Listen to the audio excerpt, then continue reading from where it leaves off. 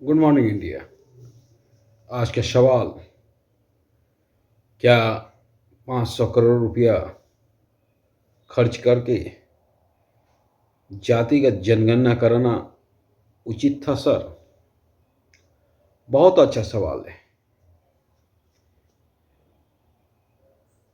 इससे अच्छा सवाल कुछ हो ही नहीं सकता है। सबसे पहले, ये जिसका भी निर्णय रहा जातिगत जनगणना, ये कहीं से उचित नहीं है।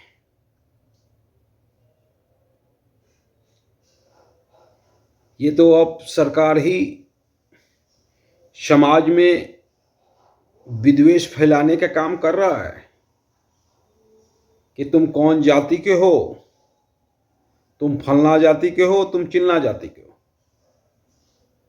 जबकि कई अवसर पे सरकार के मुंह से कहते हुए सुना गया कि जातिवाद मिटाना है।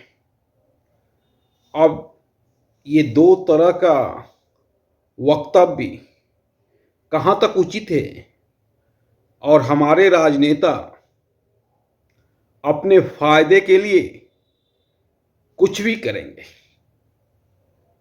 हमारे नीतीश जी को लगा कि जातिगत जनगणना का हवा देकर एक बार पीएम बनने का मौका शायद हाथ लग सकता है, और इसके चलते नीतीश जी ने जातिगत जनगणना कराने का निर्णय लिया। और ये कहीं से उचित नहीं है और इसका कोई फायदा नहीं है। मैं तो कहता हूं जातिगत जनगणना हो जाएगा, आप डाटा भी जारी नहीं कर पाओगे। इससे पहले भी कई एक राज्य में जातिगत जनगणना हुआ था, पर वहां का डाटा जारी नहीं किया गया। तो 500 करोड़ रुपया फिजूल का खर्च है। इस पैसे से फैक्ट्री लगाई जा सकती थी, हजारों आदमी को रोजगार दिया जा सकता था। पर यहां किसी को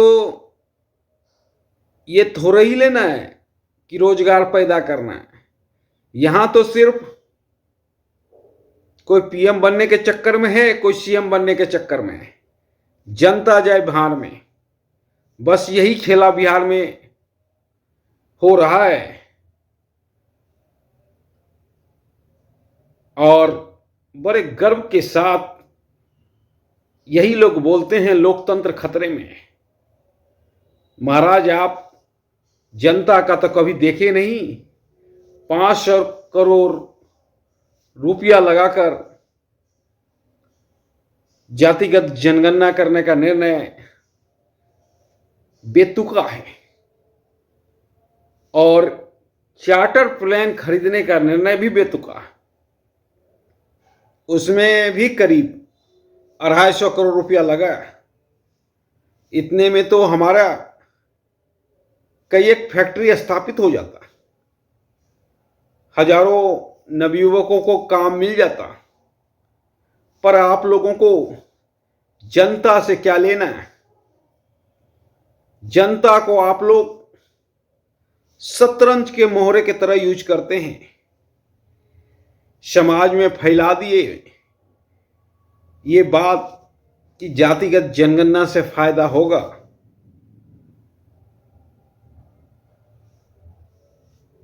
तो ये कहीं भी किसी भी सिचुएशन में फायदा हमें नहीं दिख रहा है। सबसे बड़ी भूल तो गांधी जी से हुई थी। सावरकर जी ने उसी समय वर्ण व्यवस्था को खत्म करने का बात बोला था, जातिगत व्यवस्था। पर गांधी जी ने सावरकर जी की बात नहीं मानी। गांधी जी बोले नहीं नहीं, ऐसा नहीं कर सकते, ये गॉड का बनाया हुआ है। अगर उसी समय जातिगत व्यवस्था को खत्म कर दिया जाता तो आज देश का हालात और भी बेहतर होता। पर गांधी जी किसका बात मानते हैं? वो भी अजूबा इंसान थे, सिर्फ अपना ही सुनते थे, दूसरों का सुनते नहीं थे। और इसी के कारण देश को ये झेलना पड़ा।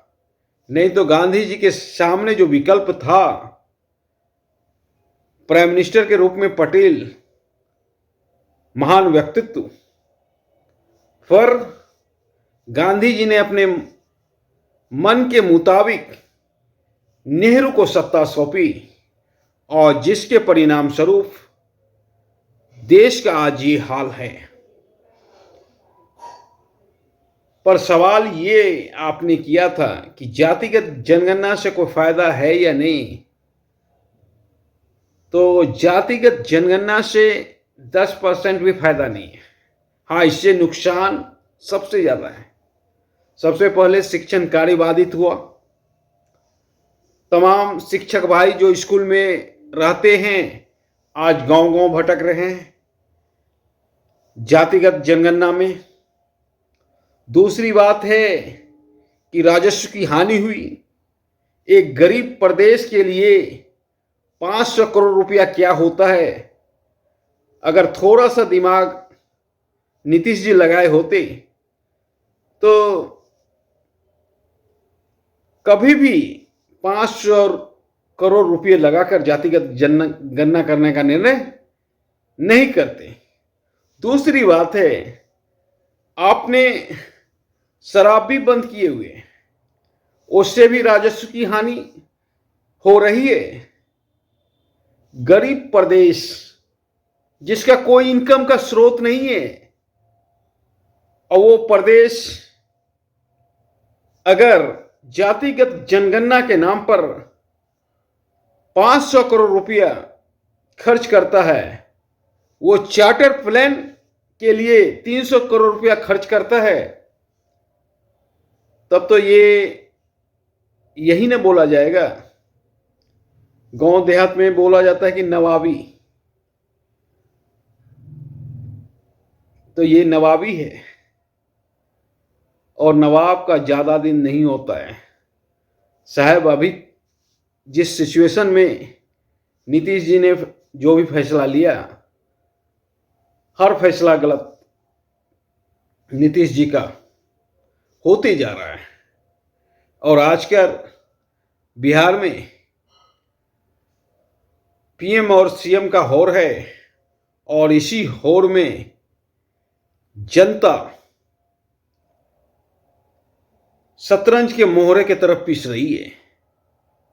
बात तो सही है, जनता का कौन सुने? कोई भाई साहब पीएम बनेंगे तो कोई सीएम बनेगा, जनता भाड़ में जाएगी। धन्यवाद।